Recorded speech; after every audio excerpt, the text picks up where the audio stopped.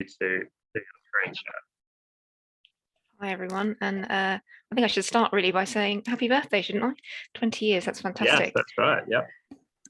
Right, bear with me 1 second.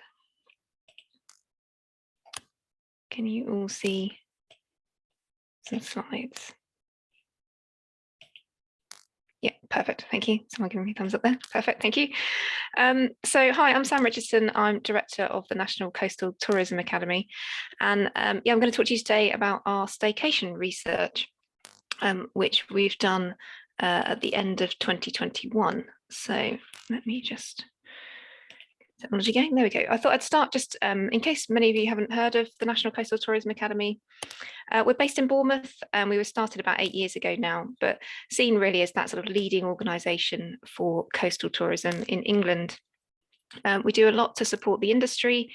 In normal times, that means us doing training and business support and webinars and workshops. Over the last year, it's meant something quite different in terms of lobbying government and trying to make sure that you guys will get the support that you need.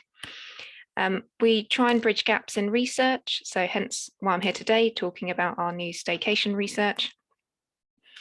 And we do a lot of sharing lessons learned and best practice. So on our website, you'll find lots of case studies in terms of best practice of different businesses who are at the top of their game in terms of different fields. That could be sustainability or business tourism or all sorts of different things, but all coastal businesses. We also deliver projects, and I'll talk about one in a second. And we provide really that sort of leadership and advocacy role for the coast. I spend a lot of my time liaising with MPs and government departments, arm's length bodies to make sure that the coastal visitor economy is well represented and that considered in as many issues as we can. We work across the whole of the English coast, and across government, industry and academia. So we work with quite a few universities. And we run the England's Coast project. This was started about 4 years ago as a Discover England Fund project, trying to bring together all of the products that exist on the coast to make it easy for an international visitor to book and visit our coastline. Since COVID, we now also focus on the domestic market. And over the last 4 years, we've built up 90,000 followers across all of our different social media channels, which we translate into 5 different languages as well as English. And we do a lot of trade and PR and media activity. And the main reason for flagging it up before I go into our research is it's free. It's a free opportunity for you guys to list your business. So if you're not already involved, please visit the England's Coast website and add your business. It's a great way to just get your business out there to another audience. And as part of that project, we also created some online product knowledge training.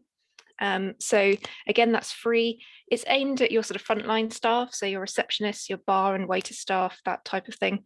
And when you go on to the England's Coast Ambassador, it then breaks the coast into different regions, and our South Coast region matches the Jurassic Coast boundaries. So in terms of sort of product knowledge, that would be where I'd point you guys. But enough of that. I'm here to talk about our staycation research. So we did this at the end of 2021, and its focus was on UK consumers, looking at a nationally representative sample, as well as going out to our existing database to sort of see, firstly, whether there was any differences between what our audience thought of the coast. We expect them to be more loyal in that sense and more positive, but just to compare them to a national average in terms of their perceptions of the coast. We asked them about their experiences of visits since COVID-19, so the sort of who, what, where, when, their motivations for travelling, as well as their satisfaction and value for money. And really what we were trying to do is say, we recognise that in the last 18 months, people have come to our coast that perhaps didn't expect to and may not have otherwise come, certainly not at that time of year. And we wanted to make sure that they'd had a good time and understand what their motivations and experiences were. So we also asked them some more general thoughts about their coastal experience. And then while we had the opportunity, we have a couple of questions around their general sustainability attitudes in terms of travel, and then their future travel intentions. So what they plan to do for this current year, 2022 and beyond. And I think it's fair to say that largely the research was really positive. 96% of respondents said that they enjoyed their break, they were satisfied. 87% thought it was good value for money. And there's some other bits in here that I'm going to go through in more detail. So I'll just skip past that one, actually, I think. Bear with me. So of the national sample, I should start by saying, sorry, that I can share these slides afterwards, so don't feel you need to scribble down the stats. I know there's going to be a lot of numbers in here. 77% of the national sample have visited the coast in the last 2 years, give or take, so since the start of COVID-19. And they'd been to a broad range of areas across the coastline. So we felt that we have a really good representative sample in terms of where people went. And I've circled there, we had all of Dorset and all of Devon. So Jurassic Coast is included in those 2 bars that are circled. And 20% of visitors said that they've never been to that part of the coast before. It was a completely new product to them. And a quarter of them hadn't been in the last 3 years. So again, perhaps not a recent visitor. And they stayed in a wide mix of accommodation. So you can see there literally everything from hotels, surf catering, camping and glamping. And again, I feel that's a really good representative sample of the accommodation that we have on the coast, but also where they were staying. So the key thing that I would take away from that really is that 20% of those that came hadn't been to the coast at all. That's quite a high percentage in terms of our normal consumer surveys. Next, we asked them who they travelled with. So just over 2/3 said that they had travelled with their partner or their spouse. A quarter had travelled with children under the age of 18. But we also saw a lot of multi-generational groups. So you've got there nearly 10% travelling with parents or grandparents, as well as older children, 15% travelling with friends, and just 6% of people saying they travelled alone. So majority of people travelling with somebody. And we then gave them a great big list of things to say, what was your main motivation? Why did you pick the coast on this particular break? And the top answer by far was relaxation. So 59% of people saying that their main motivation for travelling to the coast during COVID-19 was to relax. Followed by 48% of people saying quality time with friends and family. And almost 1/3 saying to sightsee or explore the destination. I think it is interesting to highlight that's different to what we saw pre-COVID in our consumer surveys. Those 3 were all the top 3 before, but they weren't quite in that order. And the interesting one that really leapt up in terms of being on the top, 26% of people, so nearly a quarter, saying they just booked a break. They just wanted to get away. They didn't actually mind where they were going. And when I come on to what they thought about that place, that's quite interesting. In terms of what they did while they were on their break, most popular activity was having a meal out, visiting the beach and going for a walk.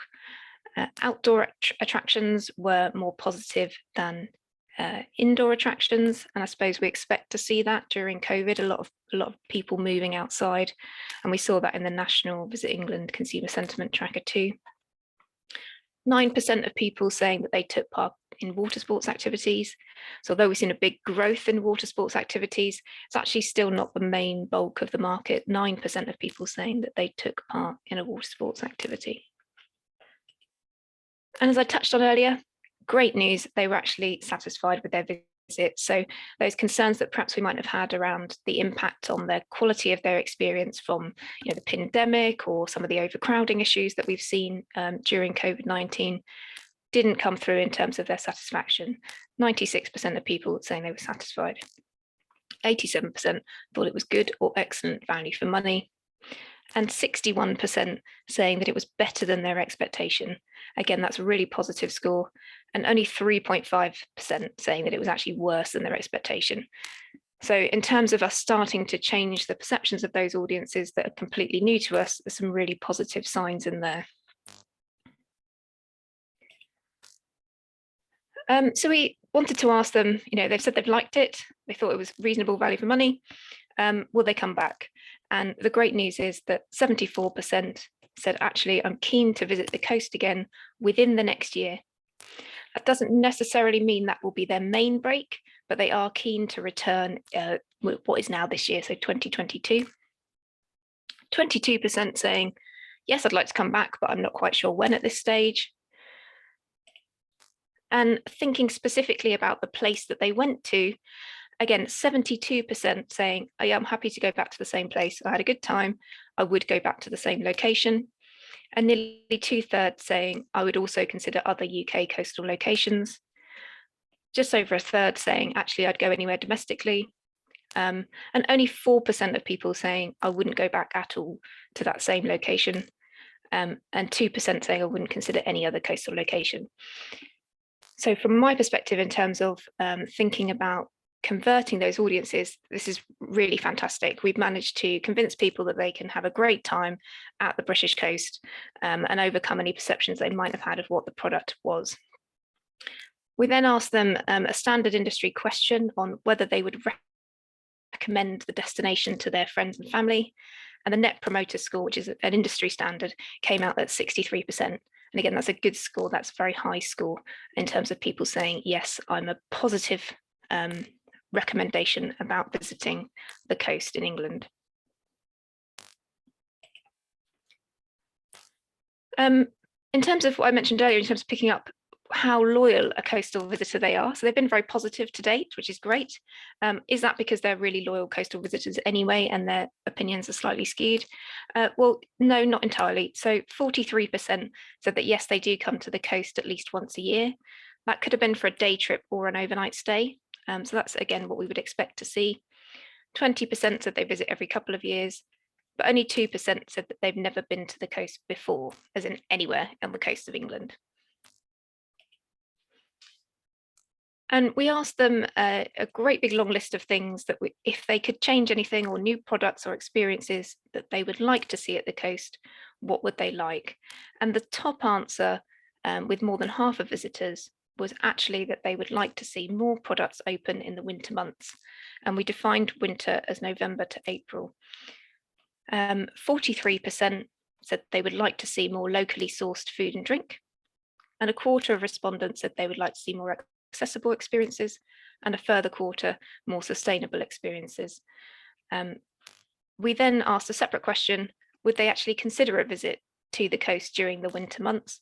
And 89% of people said they would. So again, really fantastic opportunity for us all to start to tackle seasonality and get people coming to our coast all year round. In terms of their general thoughts about the coast, this word diagram here, they could basically say any 3 words or phrases that they thought of when they thought of a holiday at the coast.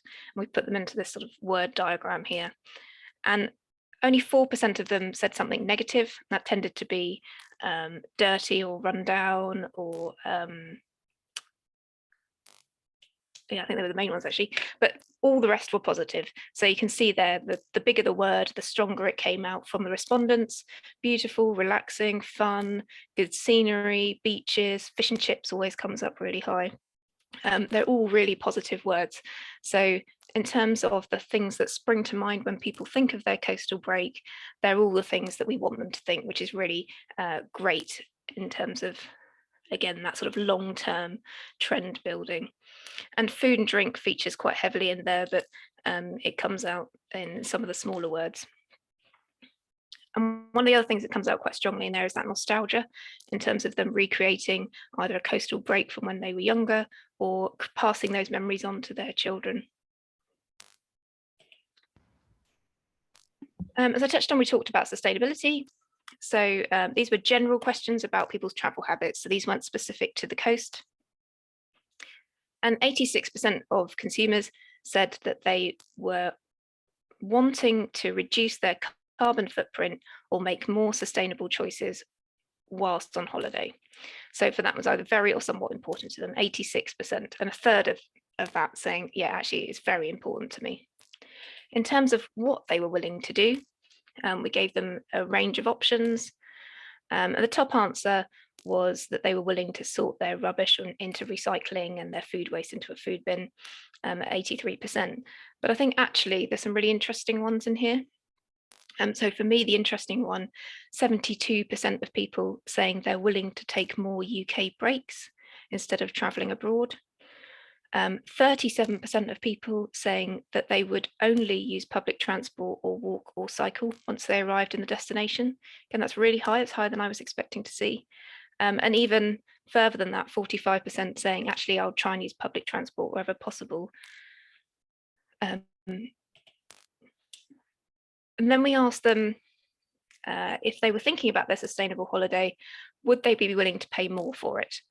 And the majority said they would expect a sustainable holiday experience to be the same price. But there was a third of people saying, actually, I'm prepared to pay a little bit more if it's seen to be more sustainable. So I think some really interesting insights there in terms of thinking about what the priorities are that matter to us versus what actually matter to consumers. And again, we can see in that chart on the left-hand side, local produce coming up as quite a high response. So local food and drink, really important to people. Finally, we asked them about their bookings and plans for 2022. So we asked them what their current plans were or their preferences, and 46% of people said that actually they want to take a holiday abroad in 2022. They've had 2 years of not being able to do one, and they want to go back abroad. 42% said they were wanting to visit another UK location, but not the coast. But 74% saying, actually, I will consider visiting the UK coast for a holiday in 2022. That doesn't necessarily mean it's their main holiday. As I say, they are willing to come back to the coast. And 42% saying they're considering a UK day trip. In terms of the things that would most influence their decision for their 2022 holiday, I should stress this was done before Omicron, so this might have changed slightly since then.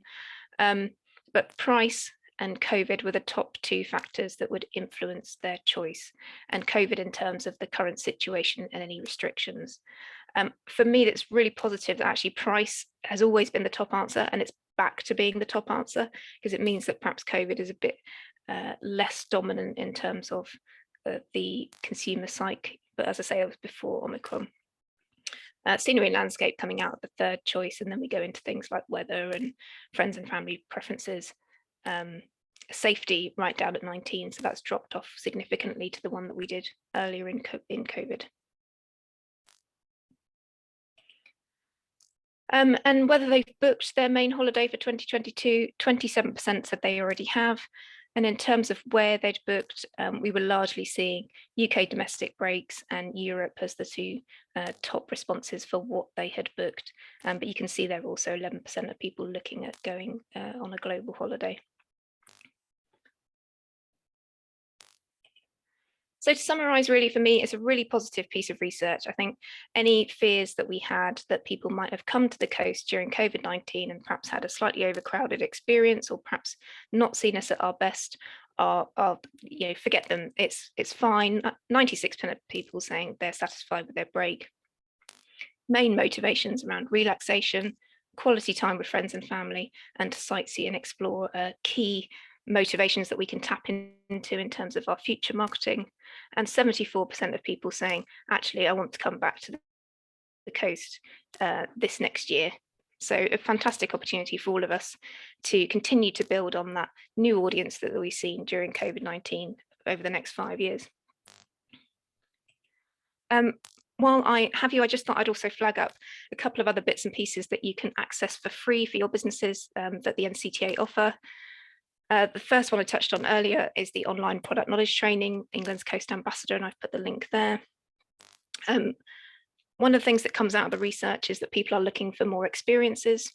And so we put together an experience development toolkit, like a step-by-step guide for businesses on how to create new experiences. And that's available free on our website.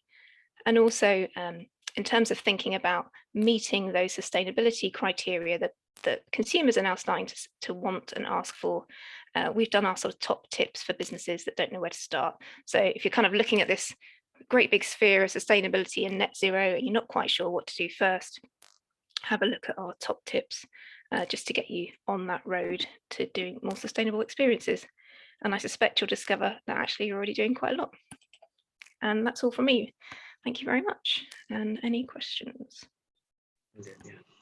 Thank you, Sam. That was so good. Really fascinating. I'm really glad I recorded it as well, because I want to dive into some of those stats a bit more afterwards. But yeah, really comprehensive. I'm sure people found that really interesting. Lucy just had a question, and if anyone else has one as well. Thank you, Sam. That was excellent. I've actually got quite a few questions, so I don't want to dominate if anyone else wants to ask as well. I guess a couple for me that stood out with regards to, we talk about sustainability and the issue around public transport, which we all know being on the coast is a bit of an ongoing issue. I wondered whether within that you said that I think it was 45-ish% of people said they'd be prepared to use public transport whenever in terms of their trips to the coast. Does that include actually getting here in terms of from their home destination to the coast, do you think, or was that just for when they are here? It was more. Yeah, it was more when they were in location. When asking about whether they were prepared to do it to travel to the destination, it was significantly lower. So I think, at this point in time, people are still thinking of traveling by car predominantly to their destination. But what we can start to do is switch their mode of transport once they're in destination. And key to that really is making it as easy as possible for them to make that change. Yeah, definitely. And is this report shared with the public transport providers that work here on the coast? Have they seen this? Do they know that's the sort of information out there? That's a good question. It's available freely on our website. We haven't sort of purposely sent it out to them, but yeah, if you're happy to share the contacts, we can make sure that they get sight of the report. It's really important for them to see. I've got other questions, but does anybody else want to ask anything of Sam before I carry on? Yeah, feel free to do the raise hand or type a question. Yeah, I've got some nice feedback there from Sarah at South West Coast Path.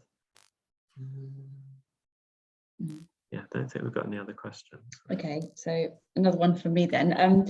So you showed us what people's motivation is to visit the site now, which you said was different to pre-COVID. How is it different? What were the main differences? So what we saw was relaxation as the top choice, and that was normally about third when we've done it in the past. So it's always in the top three, but it's just the order that's shifted around slightly. Generally speaking, pre-COVID, we would have seen the top motivation being to sightsee, explore, or see something different. So their shift in perception is around that wanting to relax and wanting to have quality time with people that they perhaps haven't seen during COVID. And I suppose it seems quite logical in terms of what we've all been through in the last 18 months. Yeah, it's interesting, isn't it? Because I was saying to Guy when you were talking, what is relaxation to people? I guess that's quite a subjective term, isn't it? Relaxation might be walking on coast path, or it might be literally sitting on the beach, or it might be about well-being. So maybe there's something there to delve into a bit. Just thinking of marketing positions, how do we tell people what relaxation or how they can relax on the coast potentially? But yeah, before COVID, we did a great big piece of research on wellness travel, and it's wellness in the widest sense of exactly that. Relaxation, actually just being active can be wellness to many people. So that's available on our website too, but I do add that that's pre-COVID, so I think it will have shifted a little bit since. Might just be headspace, as you say, just to change location potentially. Yeah, excellent. See the horizon. We're definitely going to go through that again. Thanks. Right. Okay. If there weren't any other questions, hand up, I think, Guy. Yeah. I think.